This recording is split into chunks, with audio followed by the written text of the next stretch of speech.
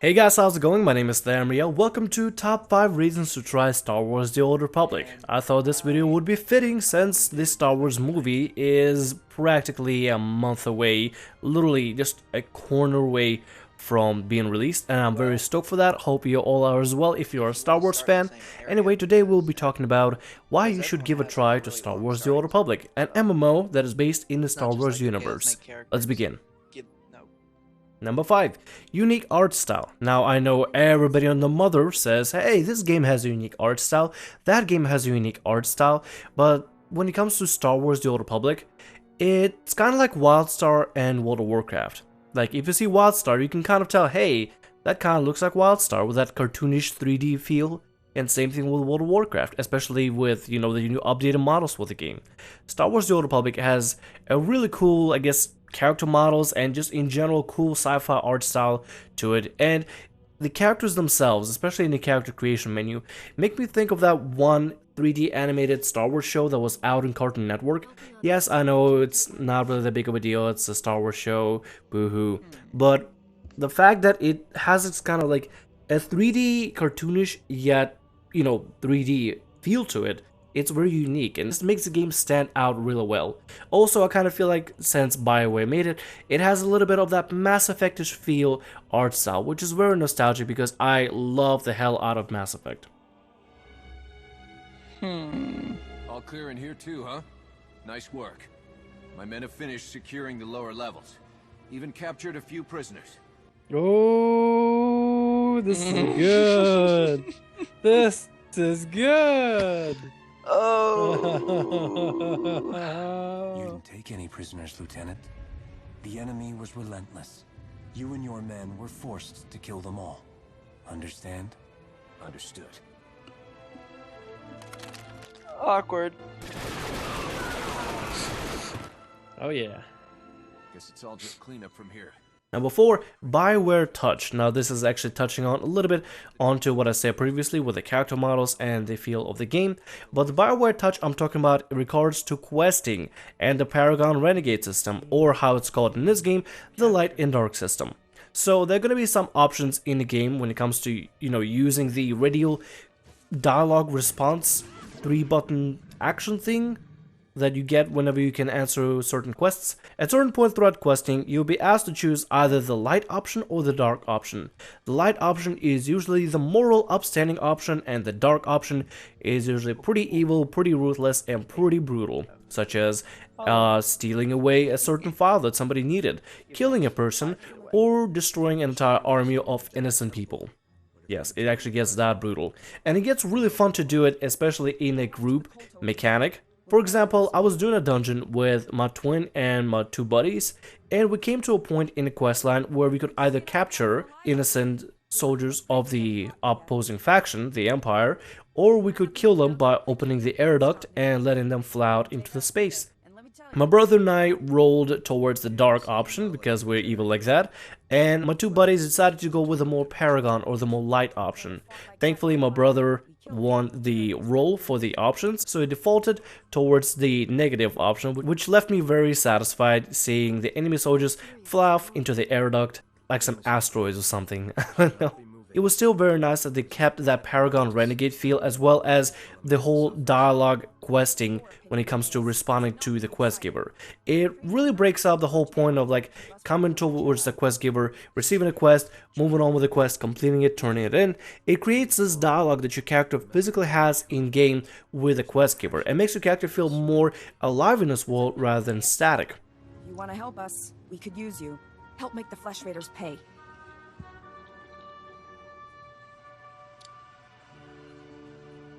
You're walking a dangerous path.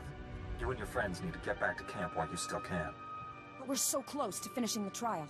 Number 3, lightsaber or blaster. Yes, this is actually how I wrote out the reasoning. The game has a clear, definite line between whether you wield lightsaber or you wield a blaster. If you wield a lightsaber, you will feel a certain mechanic, you will feel a certain way, you will do certain moves and certain maneuvers that are unique to a lightsaber mechanic. You will not be running around with a blaster, hiding behind cover, or throwing grenades. If you play with a blaster, it is it is miles and miles away from being anywhere close to wielding a lightsaber. What I'm trying to say here is that there's a clear, definite line between choosing a lightsaber or choosing a blaster, which is so unique in this game. Granted, it only has 4 classes.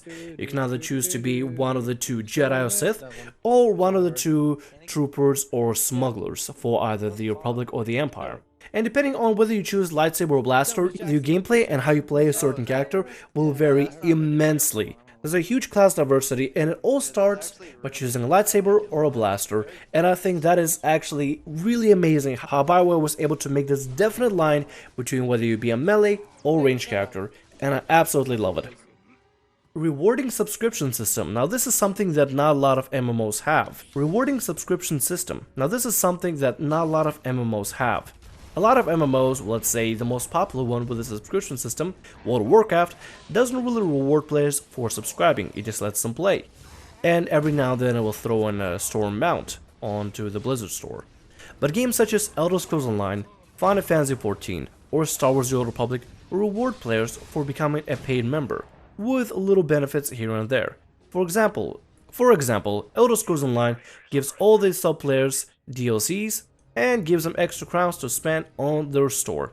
In Final Fantasy XIV, the game offers a lot of cosmetical features that players can use whenever they play their character to grow their character further by giving them things such as mounts, extra cosmetic armor, extra cosmetic things left and right, companions, minions, housing stuff, and little things in between just to kind of spice up the gameplay in general. And finally, in Star Wars The Old Republic, they actually A, give a lot of benefits for paid members, and B, allow you to choose to become a preferred player by canceling your subscription and becoming a free player again, except instead of becoming a free player again, which turns you into a preferred player, which allows you to have little benefits that usually a free player would not have. Little easy lifestyle convenience things, nothing too game breaking, but it's still very nice to see that the game actually cares for people that subscribe or people that previously subscribed, which is a very nice thing. With that said, you don't have to be a preferred member or a sub member in order to play the game. You can play the game just fine as a free member. Now, for any of you experienced MMO players out there that really want those extra 2 action bars or extra convenience things, hintity hint, you can go over to G2A right now and get the 1 month startup kit that they come with for like $4 or $5. It's like 3 or 4 euros, I think, maybe 2 euros. And just put that in once. After that, become a paid member if you want to experience that, and after that you can choose to either become a full sub member or turn to a preferred member with a lot of conveniences. So if you really don't mind spending $3 or $4 or $5 over on 1 month to experience what it's like being a sub player, hint at a hint, G2A got you covered. And no, I'm not being paid for it. I actually found out about this deal myself, and I want to make sure that everybody else gets a good deal.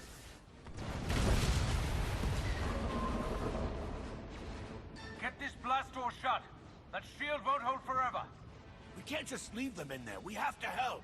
We have to hold this ground. They have their job, we have ours. And finally, it's freaking Star Wars. As somebody who loved to watch Star Wars back in Russia when I was a little kid, this game brings so much nostalgia in being in this Star Wars universe, or Star Wars themed universe. A long time ago, in a galaxy far, far away. The game has the music, it has the lightsabers, it has the blasters, it has the action, it has memorable cities and memorable planets that I used to absolutely love whenever I would get into the Star Wars franchise and whenever I watched the movies in the past. Watching Star Wars was one of the most incredible things out there because it was the dream that I always wanted.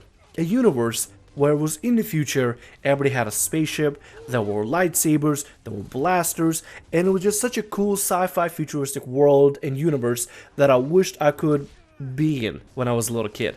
And now, I can play the MMO and experience it firsthand of what it would be like to be a Jedi, be a smuggler, or be a trooper. And it's so much fun.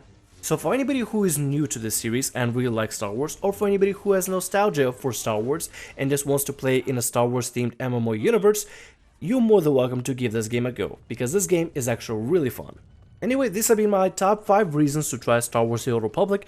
They're not in any concrete order, like number 1 being the most important or number 5 being least important. Some of you may find some of these reasons unimportant or not as important as others. Some of you may have differences in the list, and you're more than welcome to voice to me what your top 5 reasons, or top 7, top 10, top 20, or however many reasons to play the game are in the comments below. I'll make sure to read them and respond to you accordingly. Other than that, let me know if you're going to be giving the game a try, or if you're not going to be giving the game a try, and let me know why you're not going to be giving the game a try. I would like to hear your thoughts about the game, whether it be positive or negative. Anyway, I hope you enjoyed the commentary. My name is Samuel. Like, subscribe, and as always, have a great day. I will see you on the other side of the galaxy.